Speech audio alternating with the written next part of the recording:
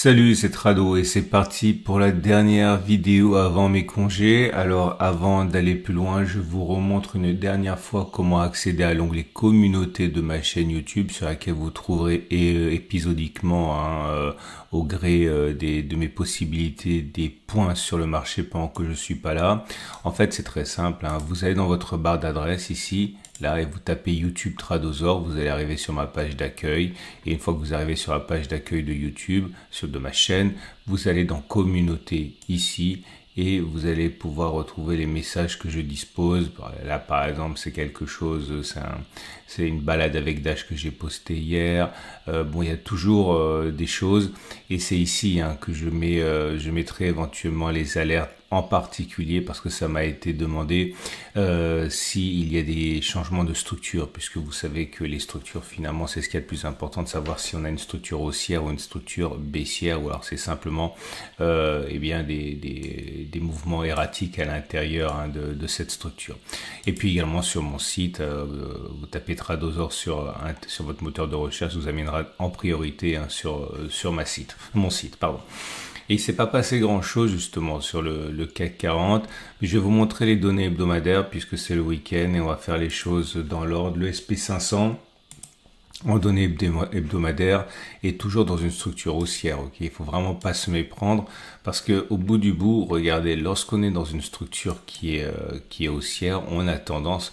Vous savez, il y a peu de choses qui sont sûres en analyse technique. Okay, il y a beaucoup de croyances et peu de choses sûres, avérées, prouvées. Et une des choses qui est sûre, avérée, prouvée, c'est qu'une tendance a plus souvent tendance à se perpétuer qu'à s'inverser. Regardez cette séquence-là, avec des pics ascendants et des creux ascendants, on est en tendance haussière. Alors il peut y avoir des alertes, même très très fortes, mais vous remarquez qu'au bout du bout, eh bien, les alertes sont invalidées et on continue à faire des pics et des creux qui sont ascendants derrière.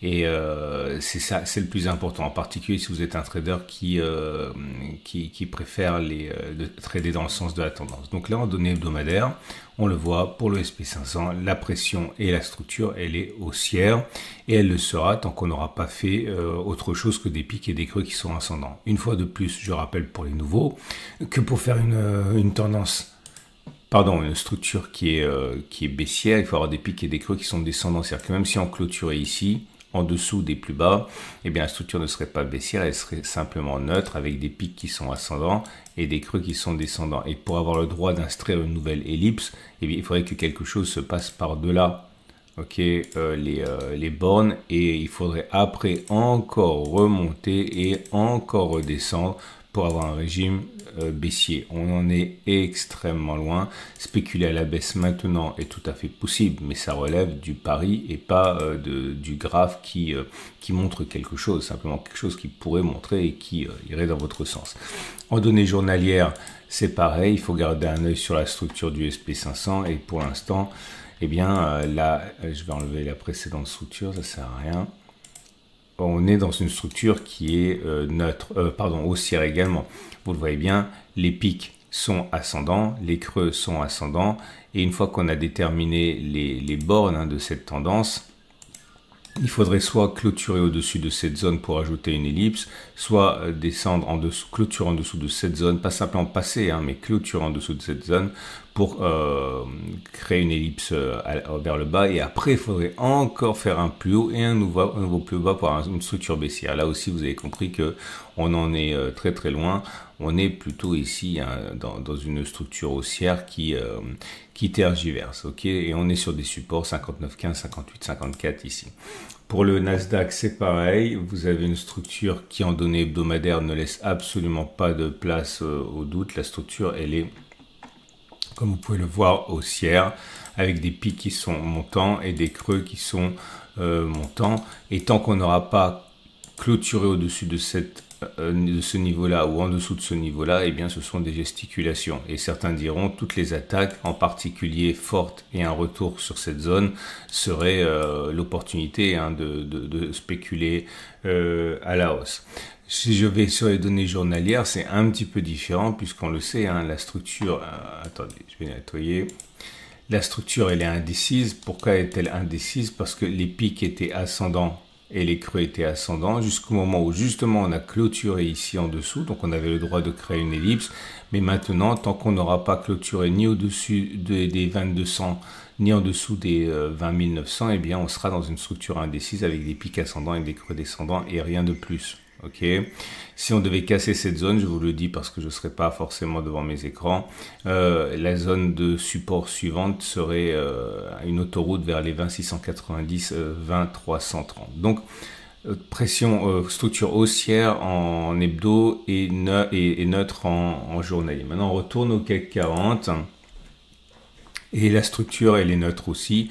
Pas en données hebdomadaires. En données hebdomadaires, là aussi, la structure, elle est haussière. Vous voyez bien, on a des pics qui sont ascendants, des creux qui sont ascendants. Et tant qu'on ne clôturera pas en dessous de ce niveau-là ou au-dessus de ce niveau-là, eh bien, vous aurez simplement des ondulations dans la structure qui est haussière. Donc, c'est aussi en données hebdomadaires et en données journalières. En données journalières, c'est neutre parce que vous avez des pics qui sont ascendants, pendant que les creux sont descendants. Je vous remontre une dernière fois. Enfin non, c'est pas une dernière fois parce qu'il faut le faire constamment. Vous voyez, on a bien clôturé au-dessus de la marge de variation. Donc on avait le droit de créer un nouveau pic de structure haussière. Par contre, tant qu'on n'a pas clôturé au-dessus de ça ou en dessous de ça, eh bien on ne peut rien dire de plus qu'une structure qui est indécise. Ok. Donc voilà, c'est important, je le répète, en particulier si vous êtes un trader qui aimait trader dans le sens de la tendance, dans le sens de la structure. J'ai rien de plus à vous dire, mais finalement, vous savez, tout ce que je pourrais vous dire serait quelque part balayé par un changement de structure. Et pour l'instant, tout ce que je peux vous dire, c'est que c'est neutre. Et dans un contexte, encore une fois, où le ralliement de la médiane ici est l'objectif chartiste le plus important. On a eu des signaux techniques haussiers qui étaient donnés hier, notamment avec le MACD, on l'a vu dans la vidéo d'hier, le cycle de Schaff. Pour l'instant, il n'y a rien à dire. J'espérais que l'on casse le SAR. Ici, on l'a pas fait, ça aurait été un autre signal. Mais voilà, je vais pas non plus parler pour vous faire perdre votre temps, ça n'a pas beaucoup d'intérêt. On peut descendre, on peut même perdre encore, vous l'avez compris, on perd 2,6%, ça ne changerait absolument rien à la structure, okay, qui resterait indéterminée. Et pour passer en structure qui est baissière, vous l'avez compris, il faudrait avoir des pics et des creux qui sont descendants, et avoir des pics et des creux qui sont descendants, ça prendra beaucoup de temps, okay, parce qu'il faudrait clôturer en dessous de ce niveau-là, puis faire des pics qui sont descendants, ok, et on n'y est vraiment pas, ça se trouve, je serais déjà rentré de vacances, voilà. Votre rendez-vous avec IG. IG, bien plus que du trading, une équipe d'experts à vos côtés. Pour les trades, bah, c'est très simple. Hein. Encore une fois, il y a ceux qui aiment savoir ce qui va se passer, et puis ceux qui se disent qu'il y a une chance sur deux et que tout repose sur le ratio gain-risque. Ok, il n'y a pas de vérité absolue par rapport à ça. Je pense que les choses les plus intéressantes ont été évoquées hier avec le trade de signal aussi qui a été donné sur le MACD, sur le cycle de Schaff. Je vous invite à regarder la vidéo d'hier si vous l'avez pas vu. Il y a aussi la possibilité de considérer qu'à terme on va toucher la médiane et qu'on joue simplement à se faire peur. Mais attention, elle est fuyante. Hein. L'objectif devient de plus en plus difficile à atteindre à mesure que l'on descend, puisque maintenant il faudrait encore faire, c'est pas impossible, mais 5% pour aller la chercher parce qu'elle fuit.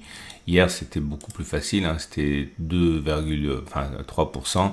Là, maintenant, si vous préférez, les chances pour que l'on casse vers le bas sont en temps réel plus importantes qu'hier, hein, puisque voilà, on est plus proche de la cassure et du refus de médiane que du ralliement de la médiane.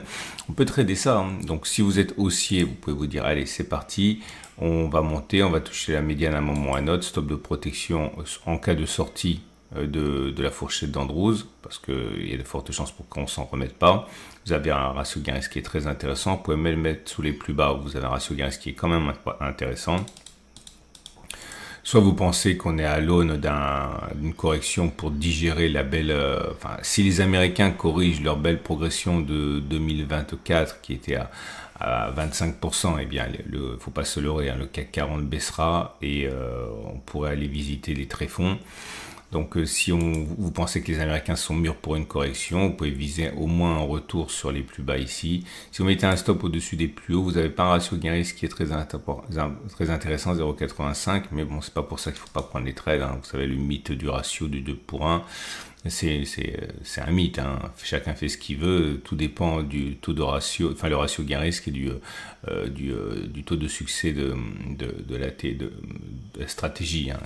Le ratio gain-risque n'est qu'un élément du problème, hein. Voilà. C'est terminé pour moi. Je vous souhaite une excellente journée. Bon, c'est vrai que vous êtes pour beaucoup retournés au travail. C'est vrai que moi, je prends mes congés relativement tard.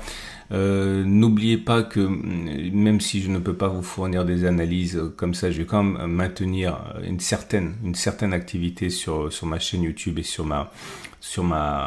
mon site, hein. Donc n'hésitez pas à aller voir, même si c'est des vieilles vidéos avec des tests ou des vieilles vidéos avec des monologues qui peuvent vous intéresser, je les posterai. Donc je vous dis à très vite. Vous avez déjà la vidéo sur l'or, vous avez déjà la vidéo sur les ETF et excellent week-end parce que ça c'est pour tout le monde.